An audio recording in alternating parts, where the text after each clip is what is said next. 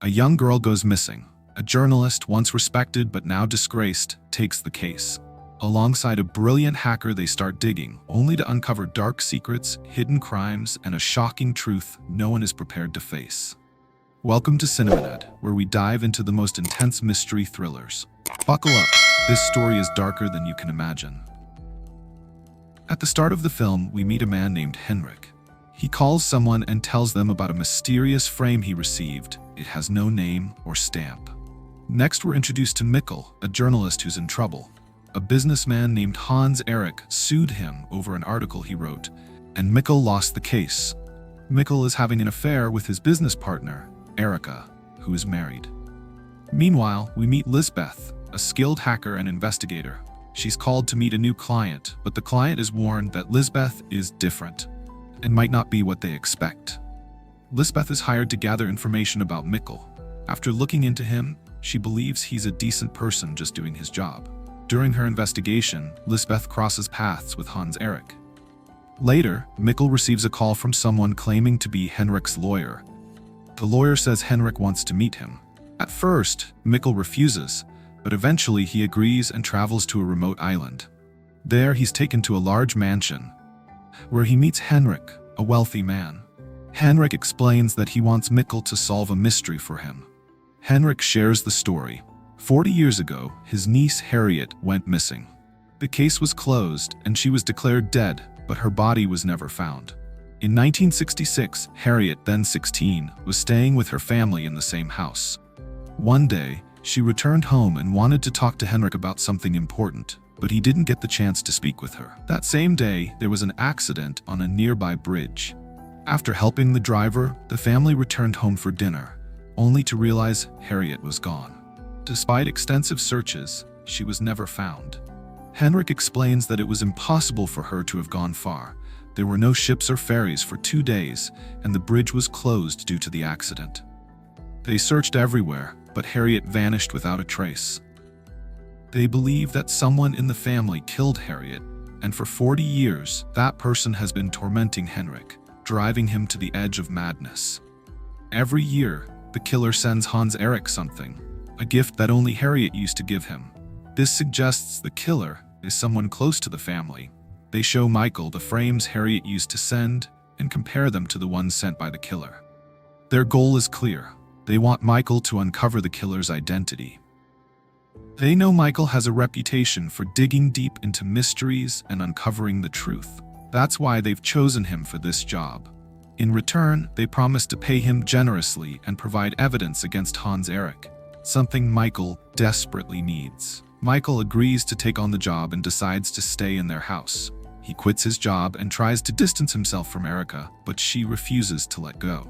Meanwhile, Lisbeth faces her own struggles. Her guardian suffers a brain hemorrhage, and a new man named Niels takes his place.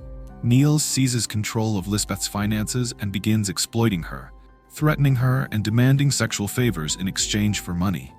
Every time she asks for funds, he abuses her, leaving her trapped in a cycle of fear and manipulation. On the other side, Michael is assigned a caretaker named Gunnar, who has no idea why Michael is really there. As Michael delves deeper into the case, he learns about Henrik's family, who own the entire island. He reads through the case files, gaining a detailed understanding of the police investigation. He visits the officer who originally handled Harriet's disappearance. The officer explains that they never found Harriet's body because the island is vast, making a thorough search impossible.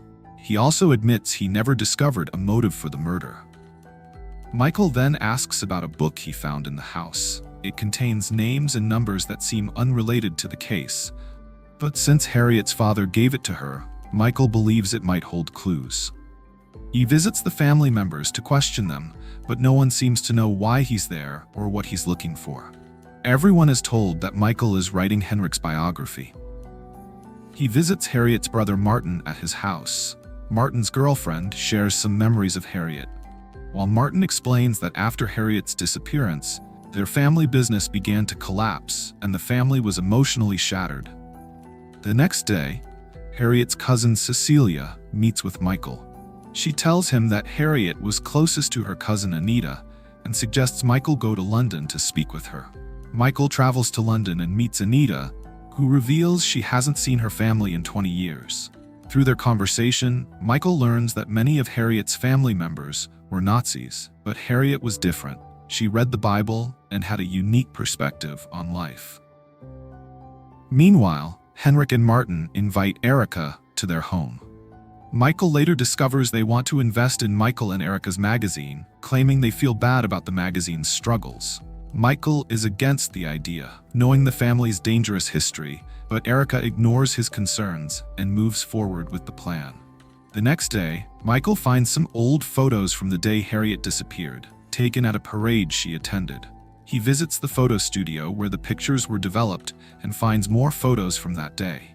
Meanwhile, Lisbeth takes matters into her own hands. One night, she goes to Neil's house to demand money. Unbeknownst to him, she had secretly recorded him assaulting her during a previous visit. This time, she ties him up, tortures him, and blackmails him, warning him never to contact her again. She also threatens him, saying if he ever harms another woman, she will expose. Michael brings the photos home and notices something unsettling. Harriet looks terrified in the pictures, as if she were afraid of someone. Later, while Michael is out, his daughter arrives to visit him. Michael is an atheist, but his daughter is attending a Bible camp. Although she doesn't enjoy it, Michael doesn't stop her. Before leaving, she points out that there are Bible verses written on his desk. Michael discovers that the names he found in the book match the descriptions of deaths mentioned in the Bible as punishments. He discusses this with the police officer, but during their conversation, he learns that Henrik has suffered a heart attack and is being rushed to the hospital. Michael meets Henrik's lawyer and requests an assistant, suggesting Lisbeth for the role. He knows Lisbeth has been keeping an eye on him, but he doesn't mind and decides to work with her. Michael wants to visit Henrik in the hospital, but Martin's mother stops him and tells him to leave. Later that night, Martin visits Michael and explains that his mother dislikes Henrik because she became violent after Martin's father's death. Henrik had taken Martin and his sister under his care, which caused further tension. Martin urges Michael to finish his investigation quickly. Meanwhile, Lisbeth shares a shocking discovery with Michael. She tells him about the girls whose names were written in the book. They were all raped and killed, mirroring the punishments described in the Bible. Michael struggles to understand how the serial killer is connected to Harriet's disappearance. Lisbeth explains that Harriet had also been investigating the same serial killer. Michael realizes that all the murdered girls were Jewish, pointing to the involvement of someone from Henrik's family, given their Nazi ties.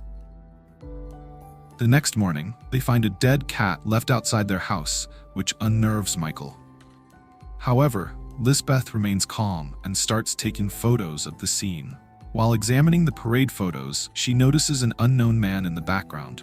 To identify him, they decide to investigate further. They learn that the man died in an accident, but his wife is still alive.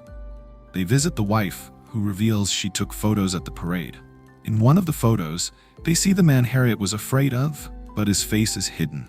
Determined to uncover more, Michael searches the island for clues, but finds nothing significant. Suddenly, someone shoots Michael, grazing him before fleeing. Michael manages to escape and runs to save his life. Meanwhile, Lisbeth has been installing cameras around the house for security. When Michael arrives, injured, Lisbeth tends to his wound, stitching him up. During this tense moment, the two grow closer. The next morning, Michael asks Henrik's lawyer for access to all records of Henrik's company, Wanger Industries. The lawyer refuses, but Martin intervenes, insisting there's no need to hide anything. Michael suspects that Wanger Industries might be connected to the murdered women, so Lisbeth begins investigating the company's records.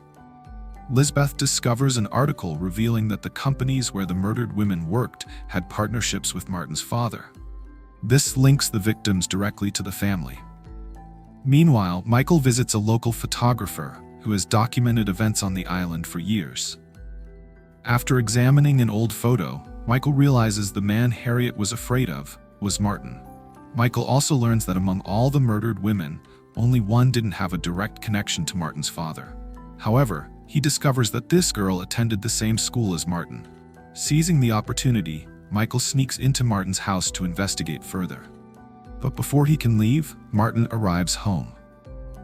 Martin confronts Michael, asking about the investigation. Sensing Michael's fear, Martin pulls out a gun and forces him to pick up a knife. He then leads Michael to a hidden basement. Once inside, Martin uses gas to knock Michael unconscious. When Michael regains consciousness, he finds himself tied up. Martin begins questioning him, demanding to know how much Michael has uncovered. Back at the house, Lisbeth realizes Michael has discovered the truth. After reviewing the CCTV footage, she figures out that Michael is at Martin's house. Martin, now unhinged, boasts to Michael about his crimes. He reveals that he and his father have been raping and murdering women for years, taking pride in their horrific actions. When Michael questions Martin, Martin admits that he didn't kill Harriet. As Martin prepares to kill Michael, Lisbeth arrives just in time and intervenes, saving Michael. Martin panics, flees the scene, and drives off in his car toward the bridge. Lisbeth follows him in her car, and in a dramatic turn of events, Martin crashes on the bridge and dies in the accident. The next day, Michael tells Lisbeth that Martin didn't kill Harriet, and neither did his father, because Harriet's father had died a year before her disappearance. Michael speculates that Harriet might still be alive and could have escaped the island. The only person who might know the truth is Anita, who is in London. Michael and Lisbeth travel to Anita's house. Michael tries to talk to her, but Anita refuses to discuss Martin or the family. Lisbeth, using her hacking skills, accesses Anita's computer and phone, hoping to find clues. They wait, hoping Anita will receive a call from Harriet, but no call comes. Suddenly, Michael realizes the truth. He confronts Anita and calls her by her real name, Harriet. Anita breaks down and reveals that she is in fact Harriet. She explains that her father and brother Martin had abused her for years. One day, to protect herself, she killed her father. After his death, Martin continued the abuse. Harriet's cousin, Anita, helped her escape the island. They hid Harriet in the basement for 2 days until the police stopped searching for her. Anita then smuggled Harriet off the island in her car, and Harriet began living in London under Anita's identity. 20 years ago, the real Anita and her husband died in an accident, leaving Harriet to assume her identity permanently. In the end, Henrik keeps his promise and provides Michael with the evidence against Hans-Erik. Harriet, now free from fear, returns to Henrik, reuniting with her grandfather and finally finding peace. Michael discovers that the evidence Henrik provided is useless. Frustrated and angry, he decides to leave. However, Lisbeth steps in and reveals that she has hacked and obtained solid evidence against Hans-Erik. Thanks to Lisbeth's efforts, Michael wins the case, clearing his name and restoring his lost honor. Meanwhile, Lisbeth travels to Switzerland in disguise and withdraws 2 billion euros from Hans-Erik's account. This massive financial blow exposes Hans-Erik's crimes, proving the allegations against him were true. At the end of the film, Lisbeth buys a gift for Michael, realizing she has developed feelings for him. However, when she arrives to give it to him, she sees Michael with Erica. Heartbroken, she realizes Michael may have only used her for his own gain. In a moment of quiet devastation, she throws the gift aside and walks away. What do you think about this story? Let me know in the comments, and don't forget to like and subscribe for more thrilling mysteries.